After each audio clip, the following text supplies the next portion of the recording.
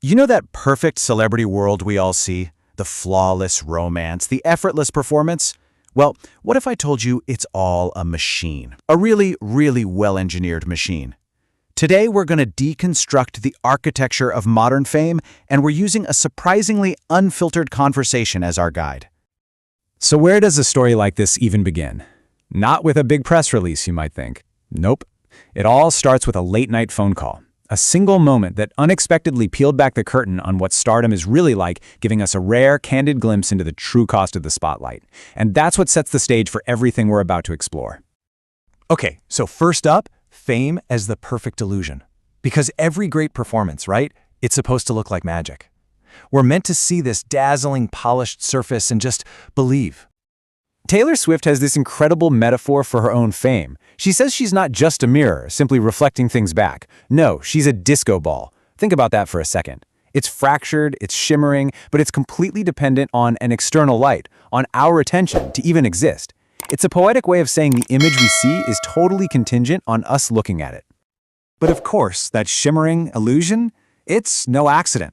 And when you peel back that first layer, you find the meticulous engineering that powers it all. This is where it gets really fascinating, because it's where pure art meets cold, hard data. This brings us to this amazing phrase, a showgirl with spreadsheets. I mean, that just captures it perfectly, doesn't it? We've moved way beyond the old Hollywood idea of just raw talent. This is a new breed of celebrity, the artist as CEO. They're merging this dazzling, creative performance with the kind of surgical, data-driven strategy you'd expect from a Fortune 500 company. So just how data-driven are we talking? Well, get ready for this number, 27. 27.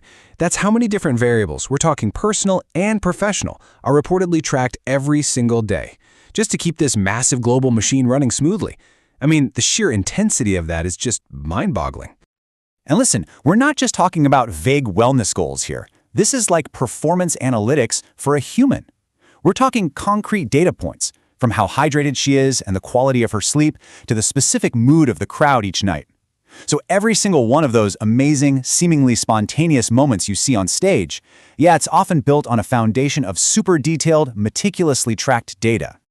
And that's why she doesn't just release albums. No, she architects entire eras. Think about it, each one is a complete, fully realized product line. It all starts with the story, the core narrative, right? Heartbreak, vengeance, whatever it is. Then you build this whole aesthetic around it. And finally, you launch it as a totally immersive experience that fans don't just consume, they literally live inside of it. But what's the cost of all this? What's the human price you pay for keeping a machine like this running 24/7? Because maintaining that perfect engineered performance, it takes a huge emotional and psychological toll. There's just no way around it. It leads to something you could call fame fatigue. You know, that relentless, grinding cycle of appearances, marketing, expectations. In a really candid moment, Taylor herself admitted that she sometimes has to fake being thrilled just to stop the whole thing from falling apart. You can see how that dream lifestyle can start to feel like an emotional treadmill you just can't get off of. And maybe nothing captures that human cost more than this one unguarded confession. I wish I could be boring for 1 year. Wow. Behind all the stadiums, all the awards, all the noise, is this profound desire for just one single, unremarkable year. It's such a raw, human glimpse behind the global brand. And, this isn't just a personal feeling. It's a well-known trap in the industry. The rap legend Nore put it so sharply. He said that artists can get stuck performing for these online crowds, just chasing applause from people who might not even show up for them in real life. It becomes this really toxic feedback loop where you end up trading your real self for a little bit of temporary validation. Okay, but this new architecture of fame isn't just about pressure. It's also doing something else. It's actively challenging some of the industry's oldest and frankly most toxic rules, especially when it comes to gender and relationships. I mean, you've definitely seen this play out before, right? As Seth and Nore has pointed out, there's this glaring double standard. A moody male star, oh, he's artistic. But a woman showing the exact same emotion, she's difficult or a diva.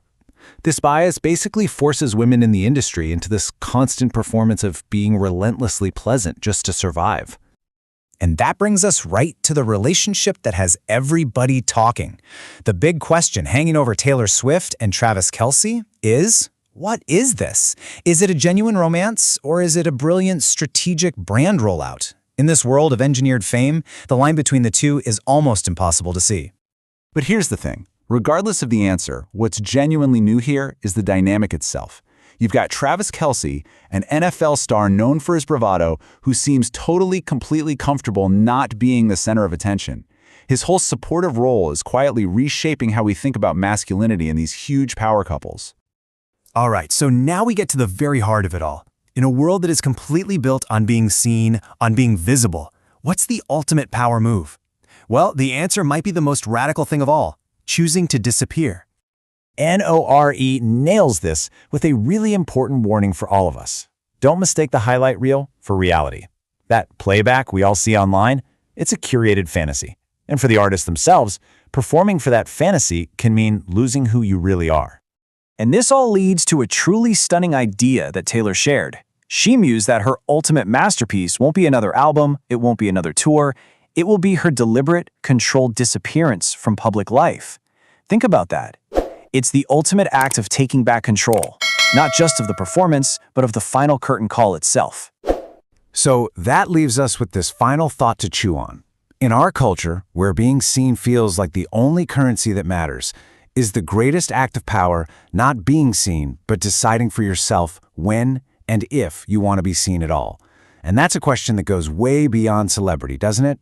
It goes straight to the heart of how we all live our lives, especially online.